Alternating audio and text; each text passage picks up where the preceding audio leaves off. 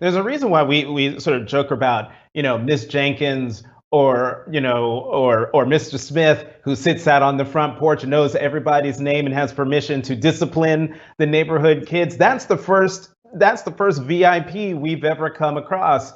When we were growing up, the person who, shaped the community, helped mold the community. But I need to talk to you about this powerful track in the first A Beautiful Revolution Part 1. It's called Fallen. And you sing, and it's a question, is it you don't hear us or don't care for us? And given what's happened since the murder of George Floyd, I'm wondering, are Black Americans finally being heard in the year that has passed since the murder of George Floyd and the conviction of the former police officer who killed him? I truly believe Black Americans are being heard in a new way now. George Floyd's murder was really a turning point in history. He will forever go down in history. And I mean, his life is gone, but his life means so much to history now. And, I feel for his loved ones and his daughter and him himself, like that's his life.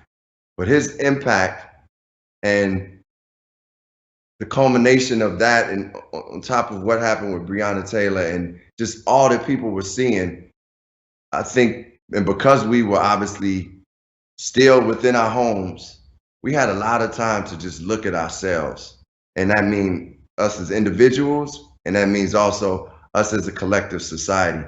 And I think it was enough people that said, man, this is inhumane. This is not right. And sometimes it takes the most drastic thing to have an impact on you, for you to see it. Listen, Jonathan, my life changed too when I went to visit people who were incarcerated, and seeing them and talking to them and seeing what they were dealing with in the system changed things for me. So it's certain things that change us in ways, and that changed us. George Floyd changed us. And I believe Black people are being heard in a different way now, in a new way. And we have galvanized not only just Black people, because when I was out at those protests, it was Black, Latino, Asian, white, like it was a beautiful thing. Middle East, I saw all colors at these protests speaking up. So that's what we needed, standing up for each other, and we standing up for ourselves. So that being said, I think we are being heard in a new way, and I do believe, we got a lot more work to do, because it is, you got to understand, and you know this, but this country was based on that, like keeping people enslaved or keeping people in a certain position. So that's hundreds of years of that method and that ideology and just the practice of that. So imagine, like, we as human beings are trying to, we go through issues in our lives from childhood, and we're trying to get rid of them. So imagine this country as a whole, trying to get rid of some of its issues and wounds and hurts. So I think it's still, we have a lot of work to do. And I know we hear that all the time, but I want to acknowledge that, man, we have made some powerful steps. And I think the more we keep speaking up on it and paying attention to ourselves, man, I catch myself, I asked myself this the other day. I was in Brooklyn. I have a place in Brooklyn.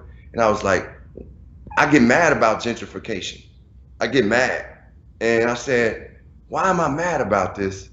I mean, of course I know why, but I'm like, it's not that I don't want other nationalities to enjoy life and enjoy the spaces, but it's just the way Black people have gotten treated in our environments, and how the goodness and the equality of an environment gets taken away, and we get moved out, and then the environment gets fixed up and everything is good. And I'm like, I just want us to have a part of it too. So I feel like I had to did my own soul searching, because I was like, I didn't want to be like just mad just because at other people enjoying their lives, but I had to think about what it was. And I'm bringing that up because I feel like we as people got to really process things and see moments where we are being like still carrying some of the old weight and prejudices that we've had with us. But that means everybody, everybody. But You know, as a Right. black man, I'm fighting for that equality for us all the time, and I'm also celebrating us.